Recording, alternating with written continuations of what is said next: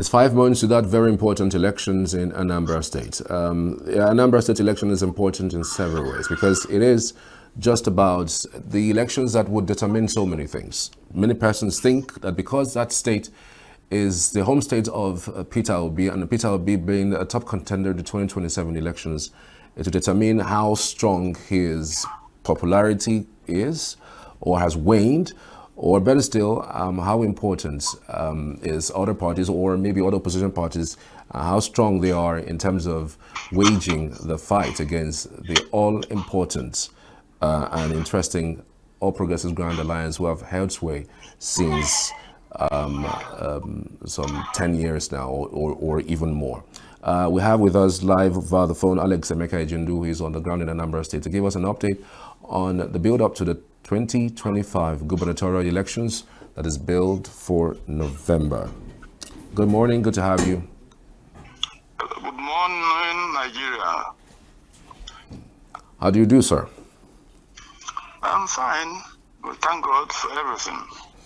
Okay, so recently we've seen the APC candidate visit President Tinubu, and he was officially given the flag to fly in Anambra State. And in contrast, we have seen also the president visiting Anambra State and the governor, unwaveringly, giving APGA, more like selling APGA out for 2027. So you wonder really whether this is just in the premise of politics or it's politics. It is always the system. Everybody is making serious effort to get every influence around him to win. Definitely, the incumbent governor will not be sleeping. He must be making serious effort to continue. While others are strategizing as well for their support of the center so that they will come on. And it's a real serious contest that can go either way.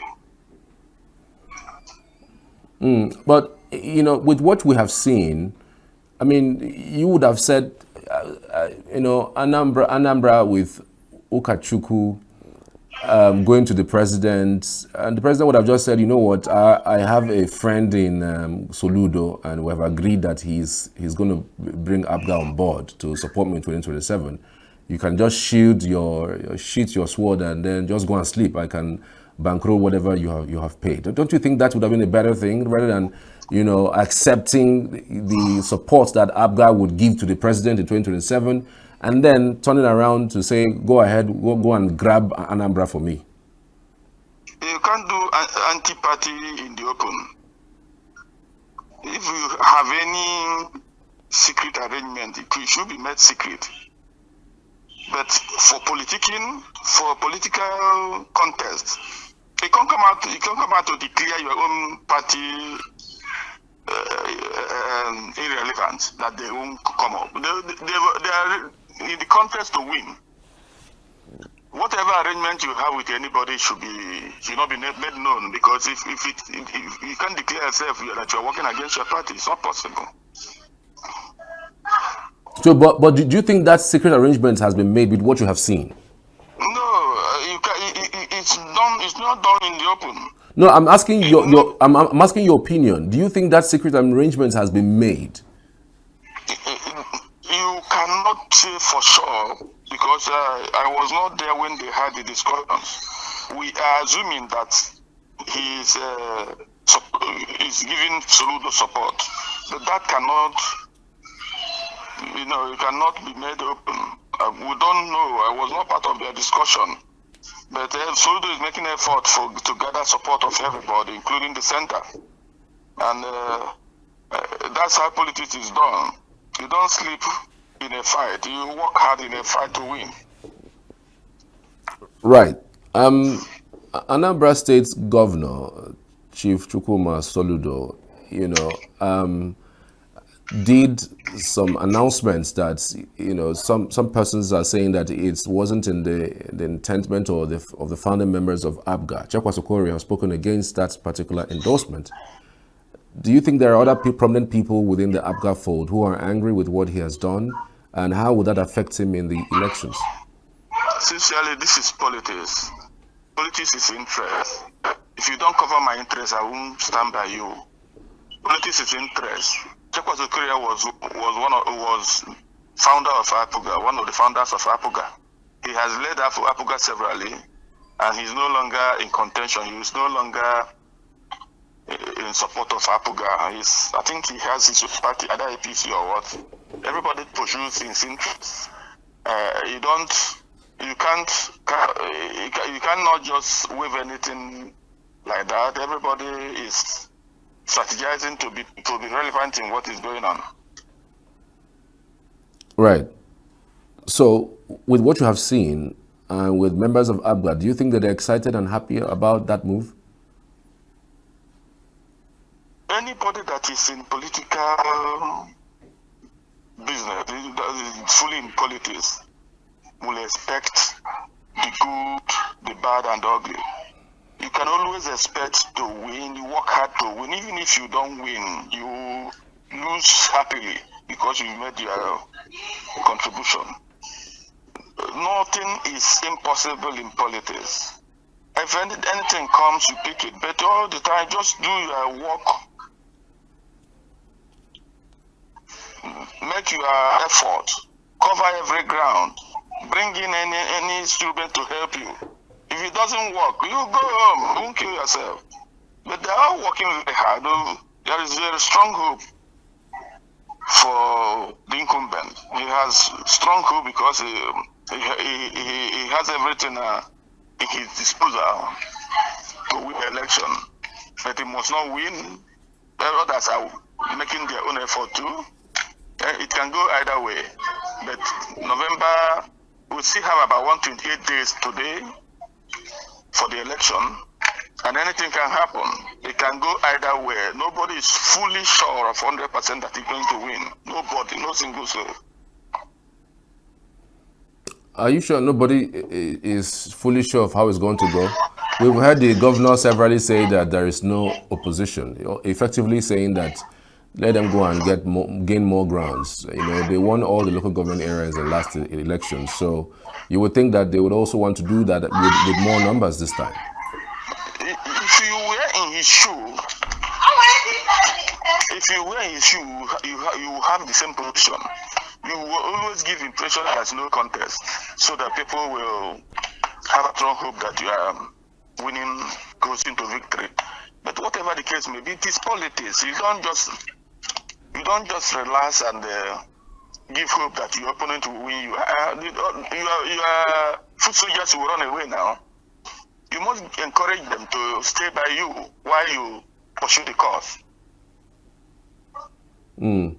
Let's talk about some activities in Anambra State. There are a few of the things that are happening right under our noses that many think that it would affect his chances. With the demolitions that he has embarked upon in the name of building roads, a lot of persons are angry that they were not even given adequate time. They were not even told that there will be demolition, and we've seen bulldozers moving there to destroy people's houses.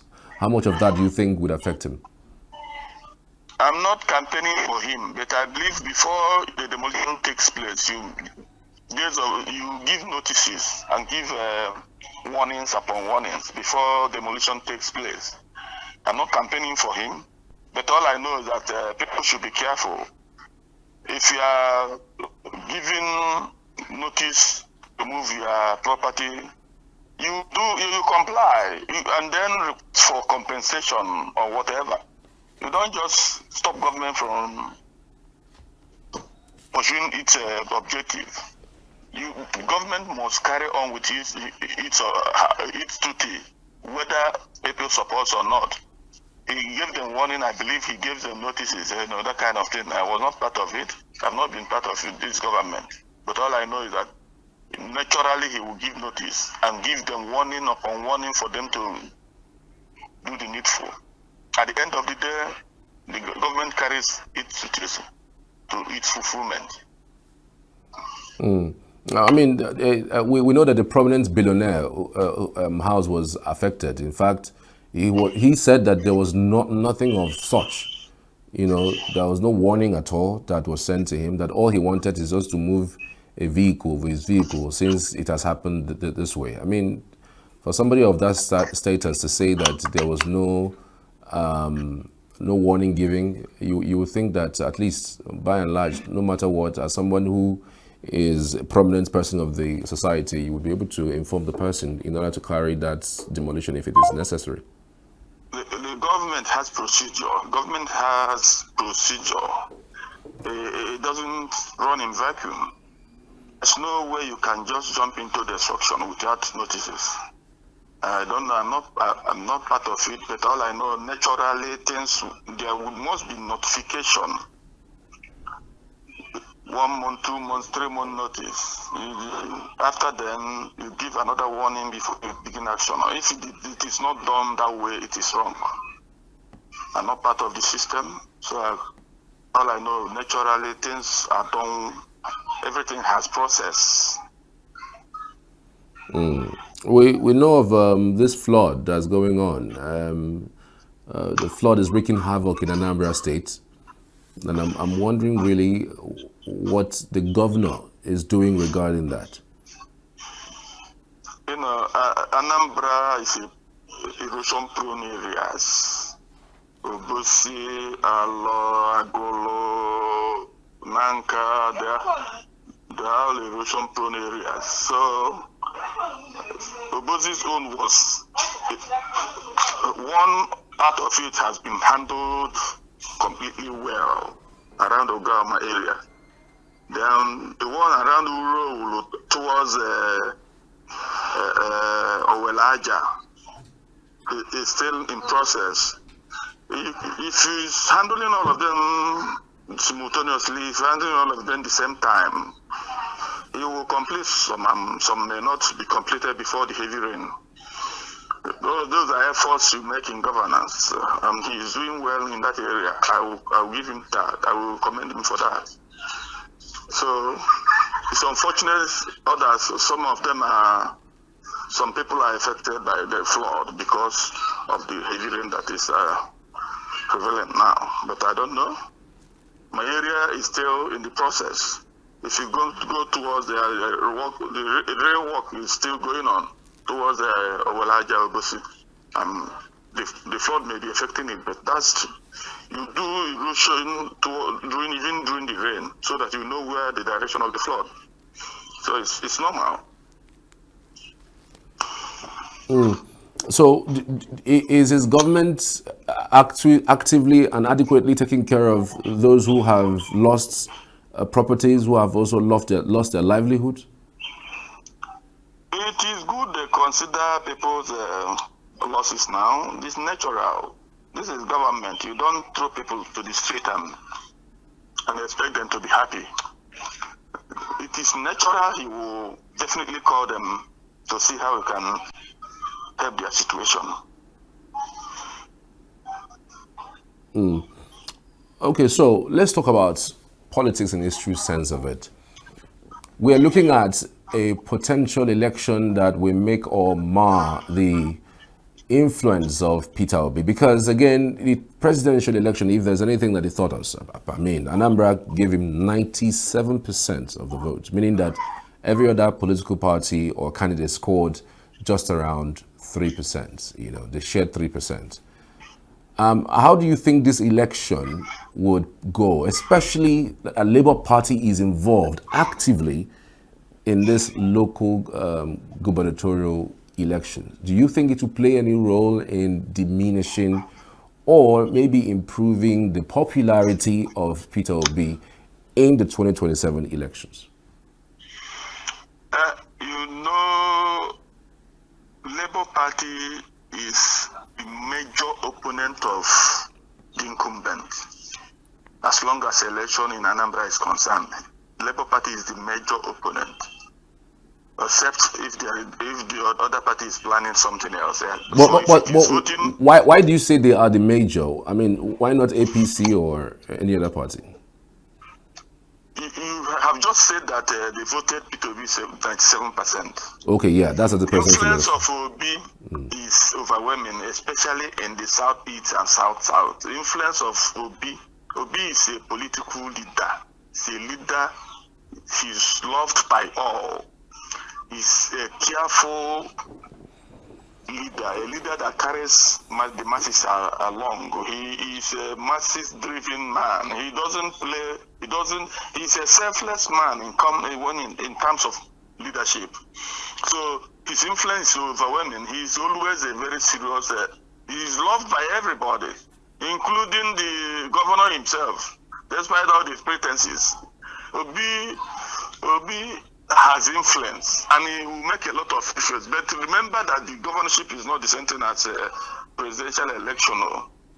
In governorship, you can choose anybody, but in presidential election, it crosses both all the parties.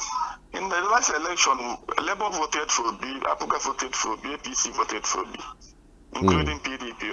Everybody voted for B. So whether he wins Anambra or not, he will still make a lot of impact. He may still win the president of Nigeria.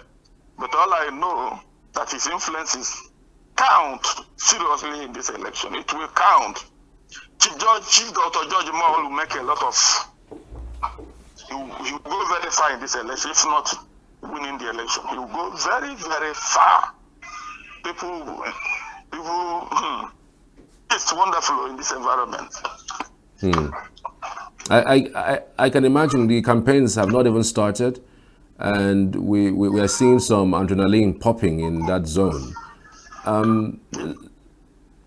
So I'm just wondering, really, for George Moghalu, I mean, if you look at his trajectory, he's not a charismatic leader, as it were. He's not the typical Nigerian politician, as it were. Do you think his personality too, beyond the influence that Peter Obi would bring, would also count in this election? George Moghalu is a gentleman. He's very, very careful, sincere man. He's very sincere. You need to have dealings with him. He's an honest man.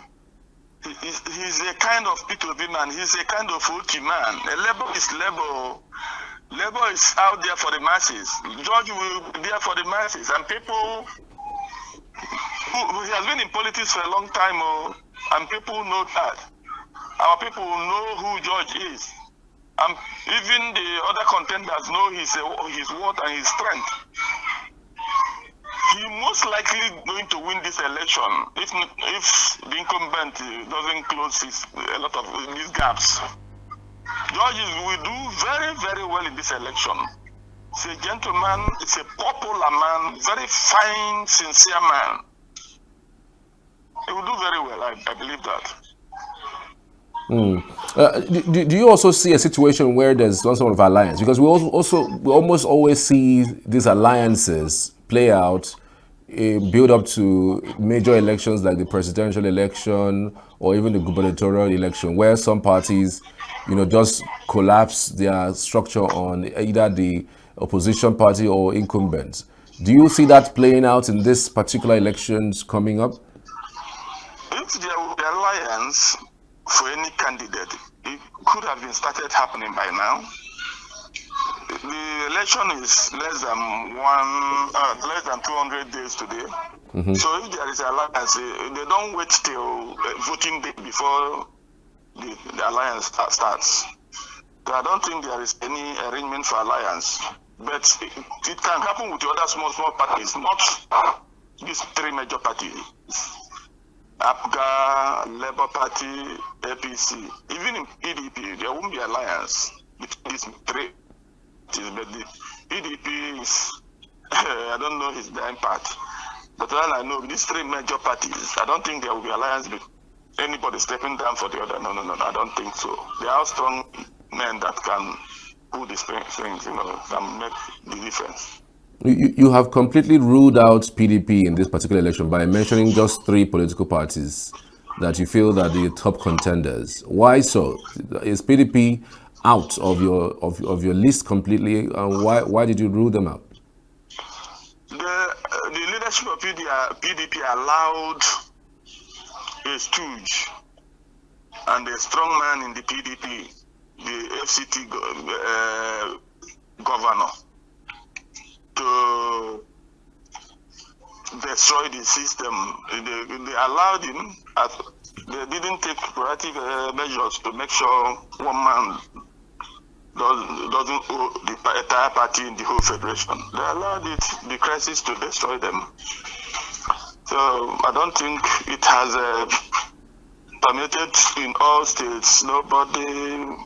PDP doesn't have strength again, as long as the single man that is there in Abuja that is working for the presidency is there, hasn't his influence everywhere in PDP. He has his men here and there. Whatever you want to, if you try to rebuild PDP, his men will distract you and draw it down again. So PDP has no hope in this 2025 election in Anambra State anyway. I don't think they're even making any effort. Have you ever seen any PDP candidate making promises and shouting, making campaign? Just make simple influence, showing interest that is contested, like the other three major parties. They're not making any effort. So we don't even count them. All right, Alex, Emeka, Ejindu, many thanks for your insights. I mean, we'll keep talking as we build up to the 2025 November gubernatorial elections in Anambra State. Thank you again. We appreciate your insight. My brother, thank you. Thank you. Thank you. It will be good for this country. Indeed. That's all we all pray for. We're back after the short break. Please stay with us. Save Nature TV. News in your pocket.